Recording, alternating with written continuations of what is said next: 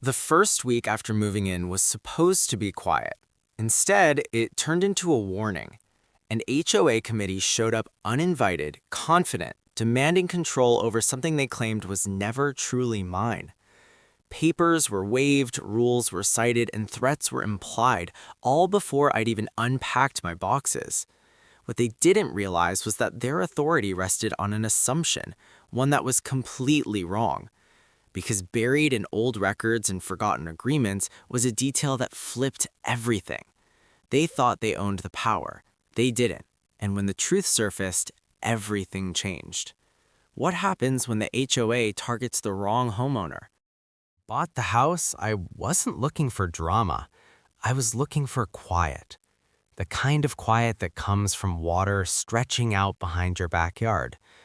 Mornings that start with mist rising off a lake, and evenings where the loudest sound is wind moving through trees. The listing promised privacy, access to nature, and a community that practically ran itself. After years of apartment living in constant noise, that promise mattered more than granite countertops or square footage. The neighborhood sat just outside a growing town, old enough to feel established but polished enough to look intentional. Curving roads, uniform mailboxes, trimmed lawns, and a sense that everyone knew where they belonged. The lake was the centerpiece, homes wrapped around it in a wide arc, some with direct water access, others with views framed by fences and trees. Along one edge of the water sat a line of wooden docks, evenly spaced and identical, like they had been stamped out of the same mold decades ago. From the outside, everything felt calm, predictable, safe. I moved in alone, unpacking slowly, taking time to enjoy the space. Mornings were spent walking the property line, afternoons fixing small things the previous owner had ignored, evenings sitting near the water watching the light fade. I noticed people watched from a distance. Neighbors waved politely but didn't linger. Cars slowed when they passed my driveway, then continued on. It felt less like curiosity and more like quiet assessment, as if my arrival had been logged somewhere. The paperwork at closing had been thick, full of the usual disclosures, maps, and attachments no one ever reads twice. I remembered skimming sections about shared access, historical easements, and maintenance agreements tied to the lake. Nothing unusual stood out at the time. It all felt like background noise, the kind of legal language that exists just to exist. The Homeowners Association was mentioned, of course.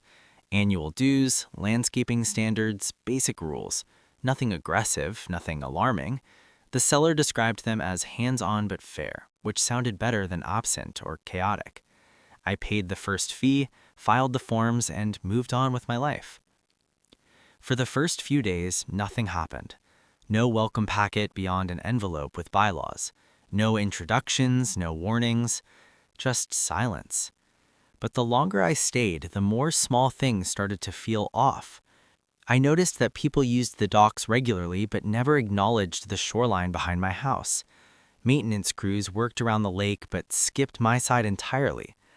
A posted map near the walking path labeled common areas, access points, and dock numbers, but the water behind my property was left strangely vague, like an omission rather than a mistake.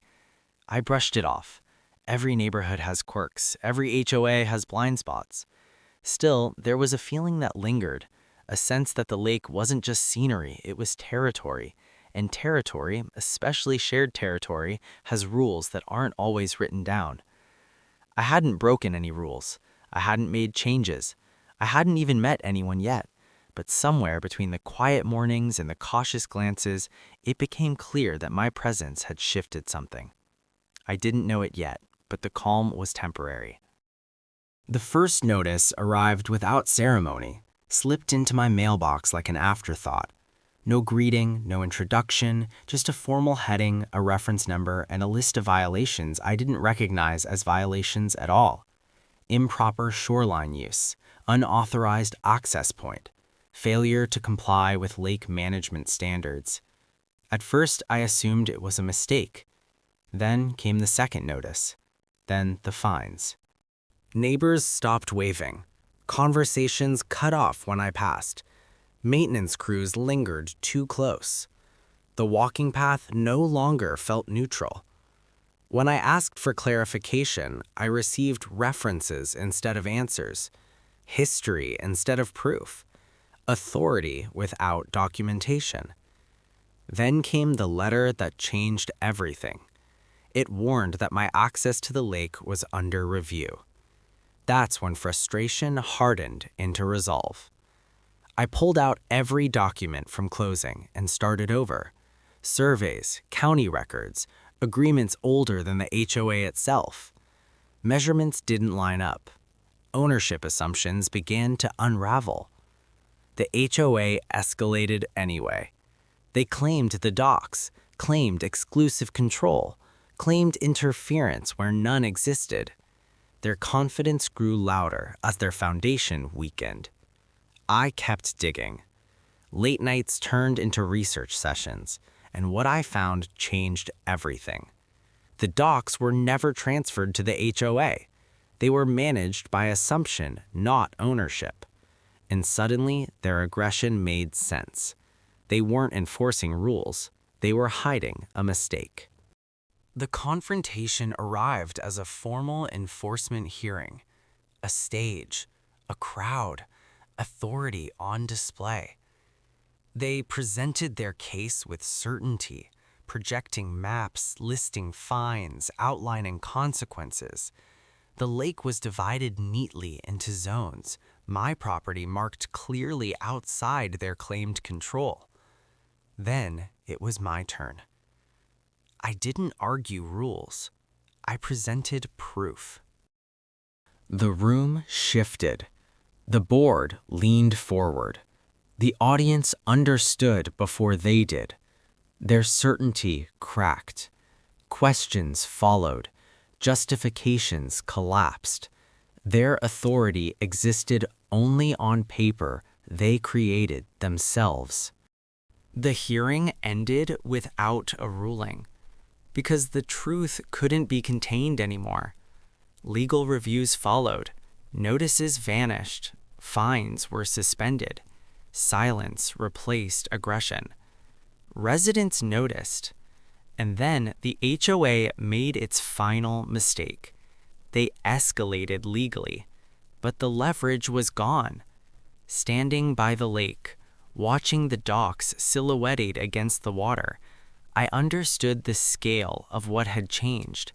They had gambled on silence and lost. The resolution didn't arrive all at once.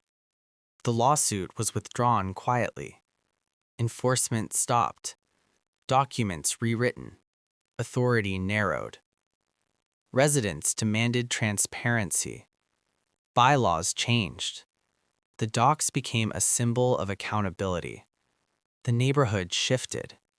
The HOA survived but changed. For me, the lake returned to stillness. No notices, no flocks, no surveillance. I didn't gain power. I reclaimed truth. And in doing so, exposed how fragile authority becomes when it's built on habit instead of fact. Quiet doesn't always mean peace. Sometimes it just means no one has asked the right question yet.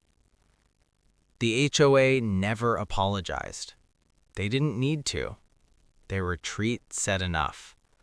Because when power is questioned and truth holds, the balance shifts permanently. And once that happens, it never shifts back the same way again.